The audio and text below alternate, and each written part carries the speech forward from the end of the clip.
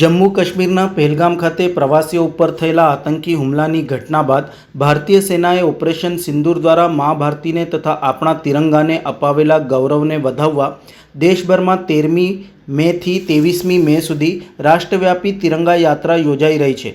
આ તિરંગા યાત્રા પણ આપણને એકતાના સૂત્રમાં બાંધી રાખીને રાષ્ટ્રહિત પ્રથમના ભાવને જાળવી રાખતો ખૂબ જ મહત્ત્વનો અવસર છે।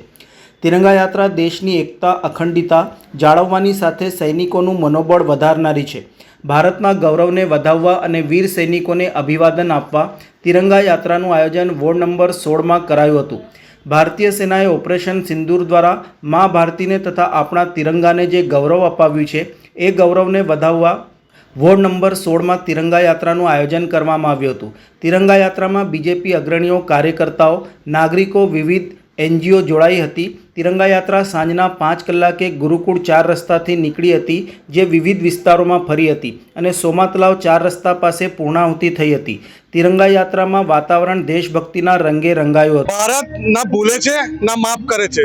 આજ રોજ વોર્ડ નંબર 16માં પરિવાર 4 રસ્તાથી ગુરુકુળ 4 રસ્તા લઈને અને સોમા તલાવ સુધી અમે તિરંગા યાત્રા કાઢવામાં આવી છે।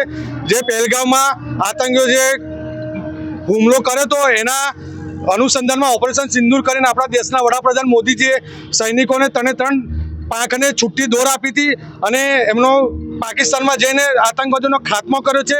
એમને અમે સૈનિકોને સલામી આપવા માટે અમે સૌ વોર્ડ નંબર 16ના કાર્યકર્તાઓ, નાગરિકો, એનજીઓ સંસ્થાઓ જોડાઈ રહી છે અને ખૂબ મોટી સંખ્યામાં અહીંયા લોકો જોડાયા છે અને દેશના સૈનિકોને સલામ આપી અને અભિનંદન પાઠવીએ છીએ।